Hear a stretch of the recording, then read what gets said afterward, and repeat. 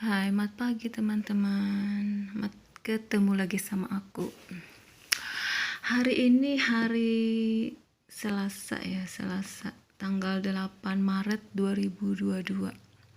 Sekarang pukul 9:03 pagi.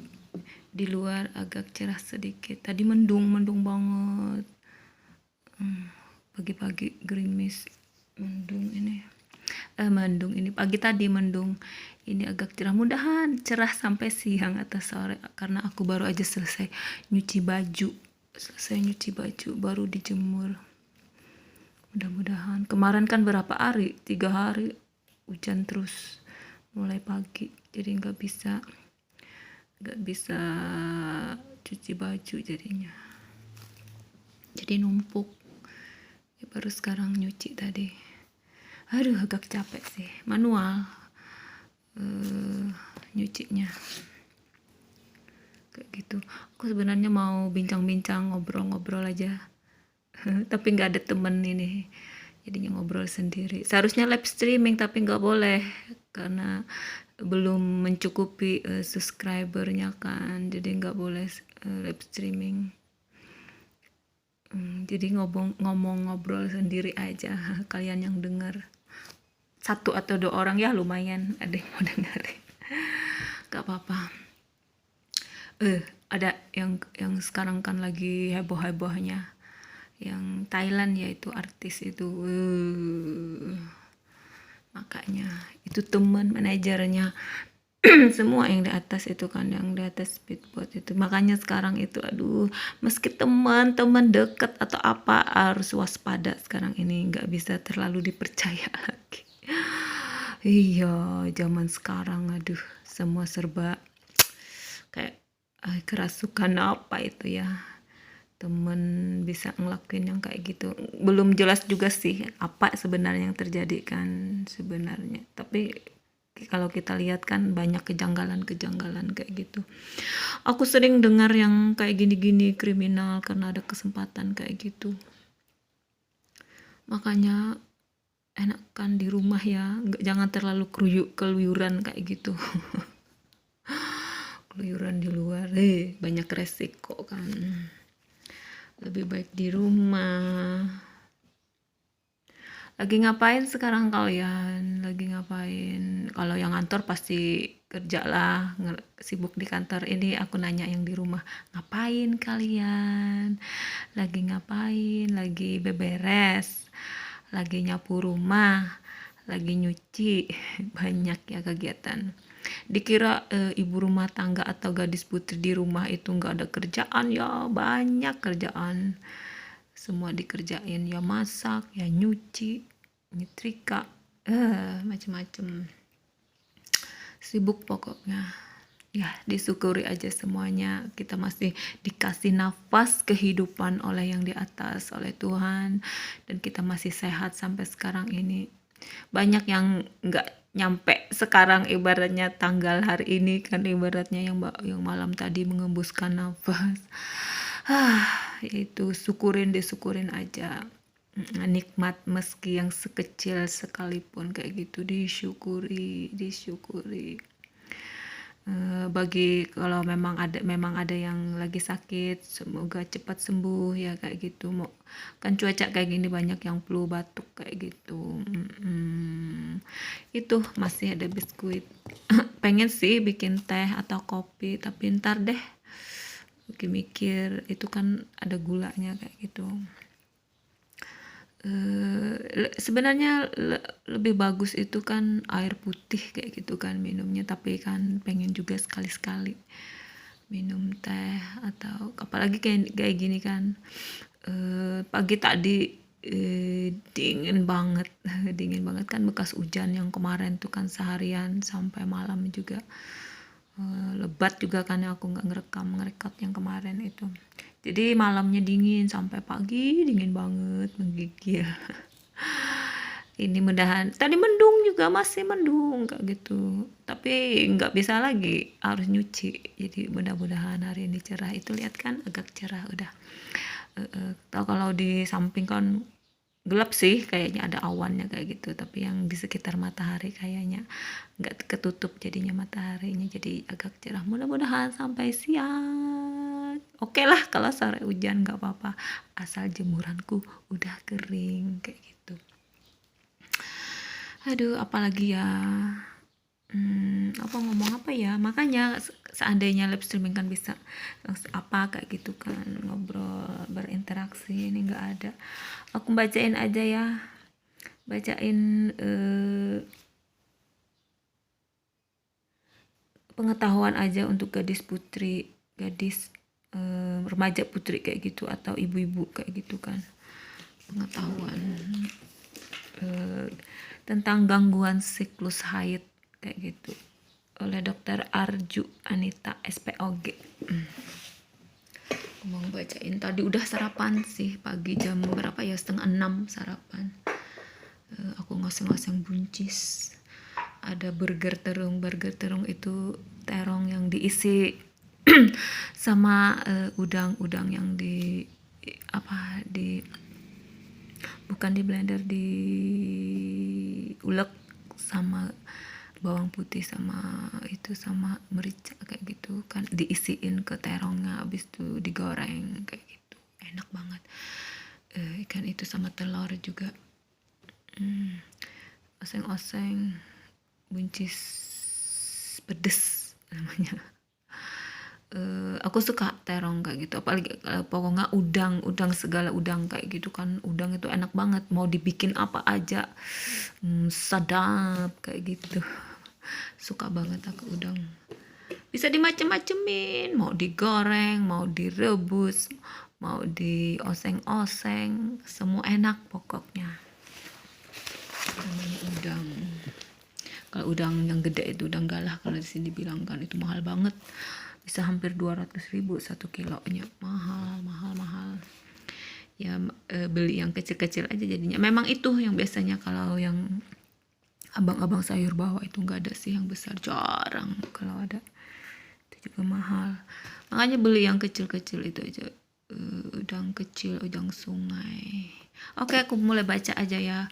Gangguan siklus haid oleh Dr. Arju Anita SPOG. Ini kayak apa, konsultasi kayak gitu.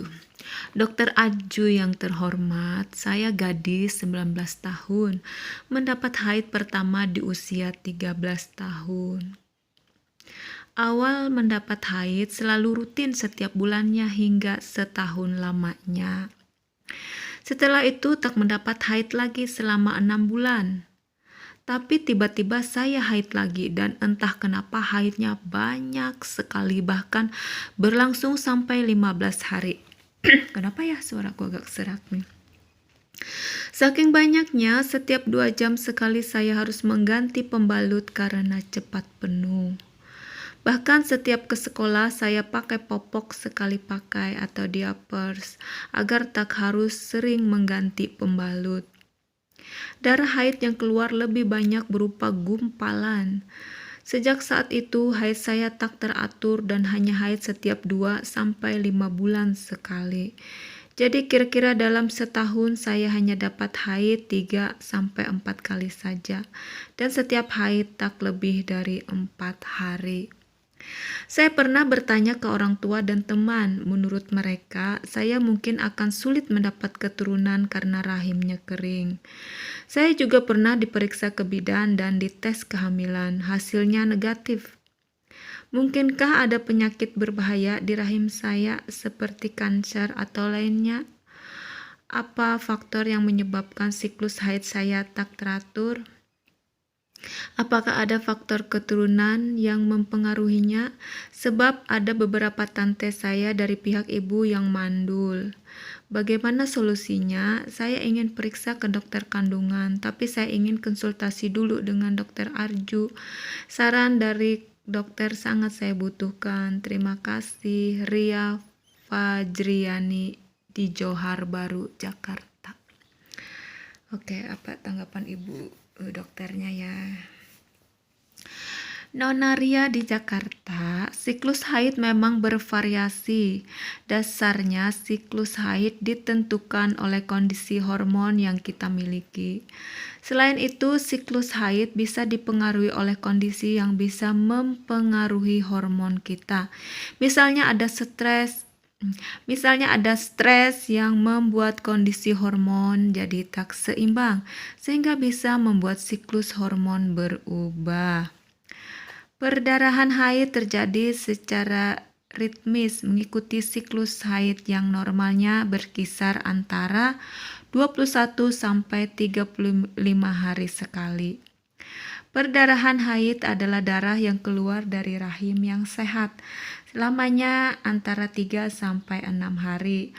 Warnanya kecoklatan yang terjadi akibat ovulasi atau keluarnya sel telur dari indung telur yang terjadi pada pertengahan siklus haid.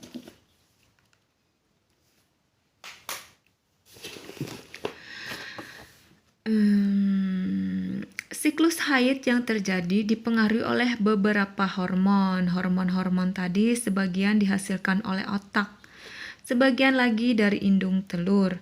Gangguan haid bisa berupa gangguan irama ritmis, gangguan pada jumlah haid yang keluar, atau gangguan pada lamanya haid.